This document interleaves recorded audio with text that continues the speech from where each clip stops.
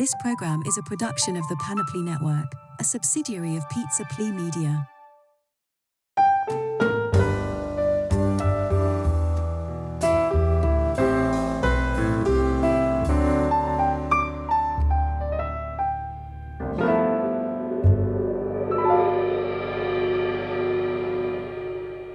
Welcome to Whatever Happened to Pizza at McDonald's, the investigative journalism program where I ask the question, whatever happened to the pizza at McDonald's? I'm your host, Brian Thompson. As longtime listeners are aware, I recently announced my plan to move from the city of Los Angeles, California, aka Dreamtown, USA, to the city of New York, United States, New York, aka Old New Amsterdam. Today, I am speaking to you from my new home/headquarters/secure McDonald's Pizza Artifacts vault on the East Coast. I am looking forward to investigating new leads in my investigation here in what many consider to be the only city in the world where the pizza is not only pretty good for the price, but even sometimes a little better than that. Of course, I have had to make some sacrifices in the transition. While Los Angeles is known as a paradise on earth, where every day is sunny, mild, and life-affirming, stepping off an aeroplane at one of New York City's 3 semi-functional airports is, depending on the time of year, either like stepping into a walk-in beef freezer or stepping into the hot shower of a gymnasium bathroom that happens to be located inside a sewage treatment facility. But having placed myself in a certain financial situation that precludes me from returning to the second largest city in the United States, I am quickly becoming accustomed to life here in the largest city in the United States. In fact, I have even tried some of the local pizza at an establishment called Joe's Pizza. When I informed some local acquaintances of this news, they immediately screamed interrogatives at me about whether this location was one of the original Joe's Pizzas or some dreaded counterfeit Joe's Pizza. I am simply too ignorant of the facts at hand to say, but I can testify that the wall in front of which I consumed my pizza was adorned with framed photographs of several local celebrities enjoying the same pizza, including Mr. Woodward Allen, Mr. Alexander Baldwin, and a local politician with eccentric facial hair known for complaining about how the rent is too damn high. I am pleased to report this pizza was indeed pretty good for the price, and in the course of walking to this pizzeria, I was fortunate enough to step in only a baker's dozen rat carcasses. However, despite the fact that I have been on a brief hiatus while I figure out how to scrape rat viscera out of the treads of my footwear, news related to my investigation into McDonald's pizza matters, such as whatever happened to it, etc., has been continuing to grace headlines across various media outlets. One such outlet is 404 Media, a new publisher of independent, subscriber-based journalism. Earlier this week, my colleague Jason Kebler of this very same outlet published a report entitled iFixit Tears Down McDonald's McFlurry Machine, Petitions Government for Right to Hack Them. I was intrigued by this article for several reasons. Not only does it have to do with McDonald's, one of the businesses I spend the most amount of my investigative journalism time investigating, but it also deals with efforts to hack McDonald's machinery. I myself have previously explored the idea of hacking into McDonald's in search of confidential information, so the idea that someone might have figured out how to infiltrate the cybersecurity of McFlurry machines is of great interest to me. But unlike other of my journalist colleagues who might simply repeat everything Mr. Kebler wrote in his article and reap all the attention and glory for myself, I have graciously invited him on this very program to share the details of his reporting. Jason Kebler, thank you very much for joining me here on Whatever Happened to Pizza at McDonald's. I have previously invited other journalist colleagues on the program, and they have declined either due to professional jealousy or perhaps because they were too busy. So thank you for agreeing. Are you serious? People didn't jump at this offer?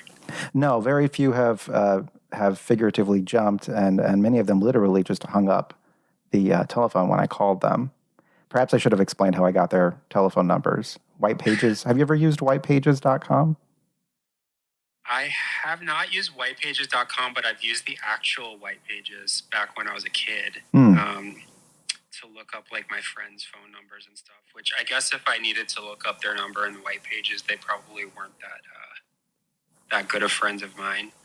Well, whitepages.com probably has a larger database than the actual physical White Pages used to. It just costs a little bit of money, and you can find many, many, many very personal and private details about all sorts of people. That's alarming, but I guess not surprising.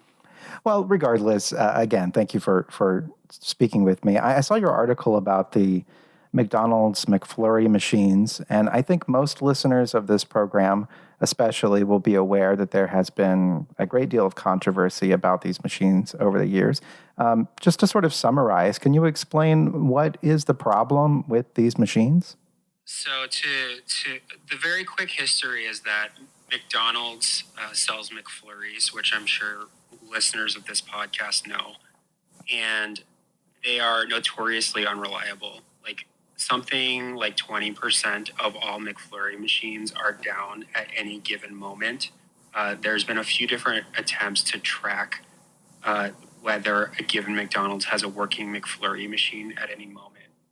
The actual machine is made by this company called Taylor that makes soft serve ice cream machines, and they are just notoriously unreliable. What happens is they start to overheat, and once they start to overheat, they have to go through this self-cleaning process, and the self-cleaning process can take something like 8 hours, I believe. And during this time, people cannot order McFlurries. And these machines also do what's called, they throw codes is the term. They throw an error code, which just means that they basically, like, you try to make a McFlurry or you try to pull the ice cream out of the machine and it will say like error code 043821 or something like that. Like there'll be some code that nominally is there to tell people why the machine is not working. Some have said that the error codes that this machine, this McFlurry machine, throws, as it were, are purposefully vague, requiring a Taylor certified professional to come to a McDonald's location and repair the machine. Is that correct? Taylor obviously makes money when it sells the machines or leases them to a McDonald's franchise, but it makes a sizable amount of money with the service contracts that it has with a given McDonald's franchise or group of franchises.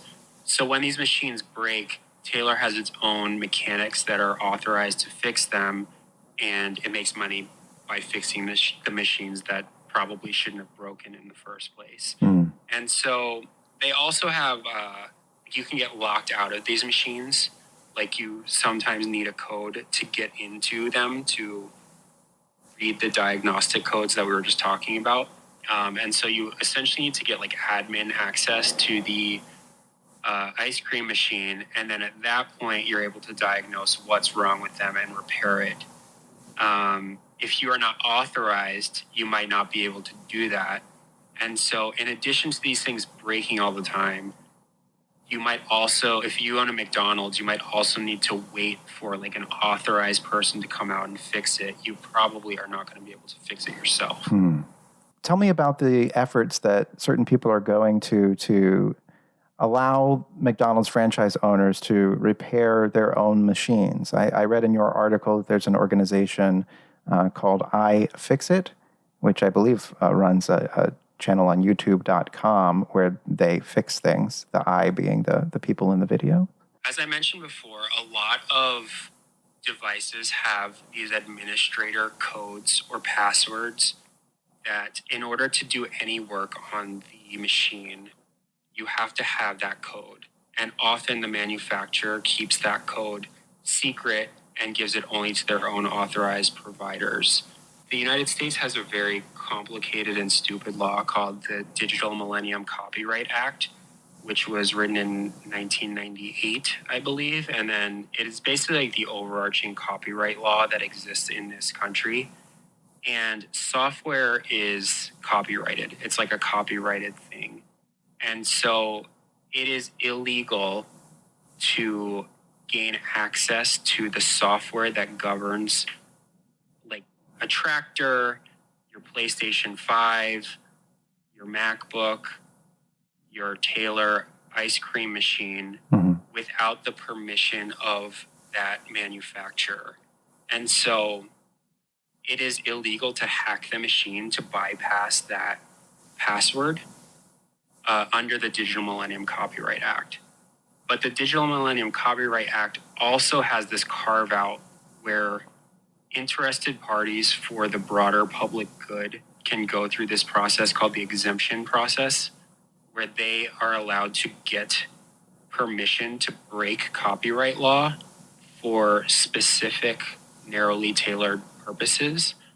And so every 3 years, these activists, essentially, like iFixit is a big one, Public Knowledge is like a consumer rights group. They do what's called a DMCA exemption petition, where they write a legal document and beg the government for permission to hack these machines. And in the past, they've won exemptions for John Deere tractors. They've won exemptions for consumer electronics, so your phone, your laptop. They've won exemptions for video game consoles and arcade machines. And so this year, they are petitioning for the right to hack these McDonald's McFlurry machines specifically for the purposes of repair. And if they win this petition, it will then be legal for any McDonald's franchise to hack their machine in order to repair it so that they don't have to wait for the Taylor mechanics to come through. I see. And I know this is a ramble, but you may be asking, I'm going to anticipate a possible question, which is, which McDonald's owners are hacking, which McDonald's owners are also computer hackers? And the answer to that is you'd be surprised. I did an article a few years ago about McDonald's franchise owners doing this illegally and basically getting away with it. Like, who would ever know? But this is something that McDonald's owners do all the time. They hack these machines in order to get them up running faster so that they can sell McFlurries.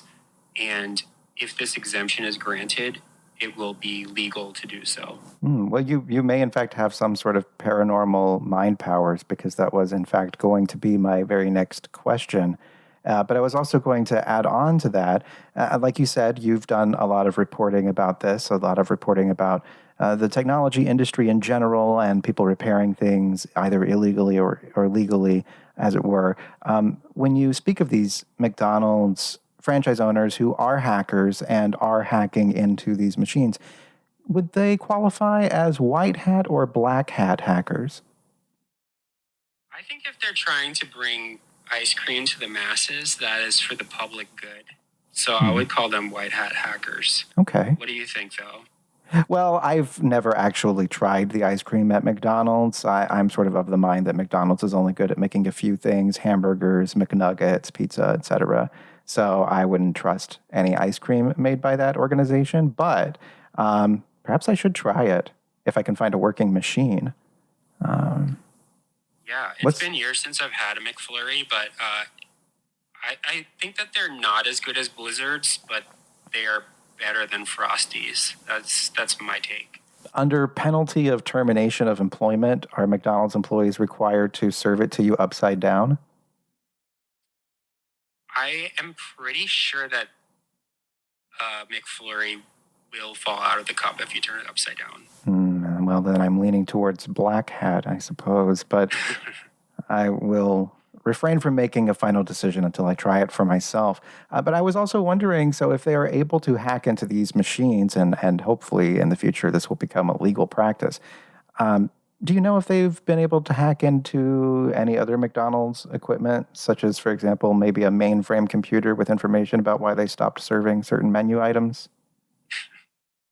I'll keep an eye out for you, okay? Okay, thank you very much. I think that about wraps up my questions about the McFlurry machine, but I just wanted to ask you before we go.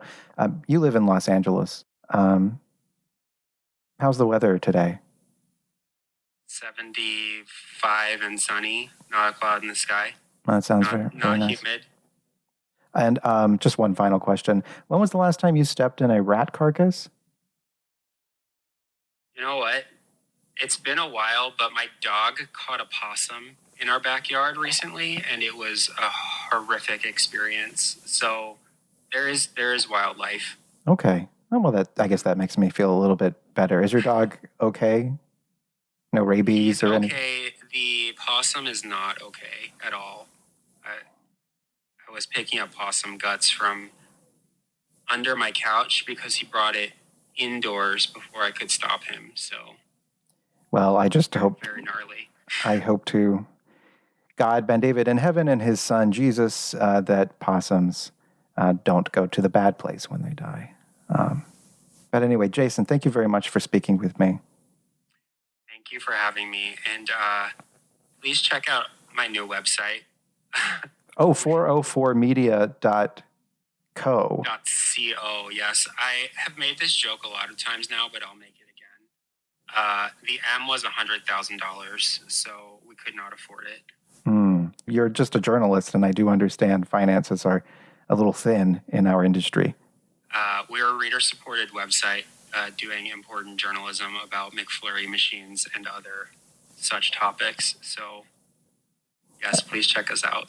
And how do they know when they log on whether they are seeing your website or whether they've encountered a 404 error? If there's articles and words there and you see my face somewhere, then you're in the right spot. If you see a giant red X, probably the wrong site. Okay, good to know. Thank you again. Do you know what happened to pizza at McDonald's? Do you remember it? Please send all correspondence to pizza@mcdonalds@gmail.com.